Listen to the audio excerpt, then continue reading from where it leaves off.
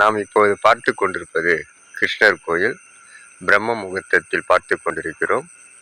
ஆயர்பாடி மாளிகையில் தாய்மடியில் கன்றினை போல் மாயக்கண்ணன் தூங்குகிறான் ஆராரோ என்ற பாட்டுக்கு ஏற்றாப்போல் இந்த கிருஷ்ணர் கோவிலில் அழகாக ஆயர்பாடி மாளிகையில் பசுக்கள் உறங்குவது போல், கண்ணன் உறங்குவது போல் பசுக்கள் அழகாக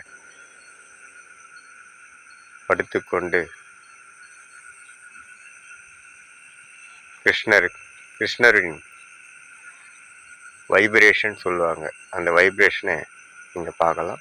இது கிருஷ்ணர்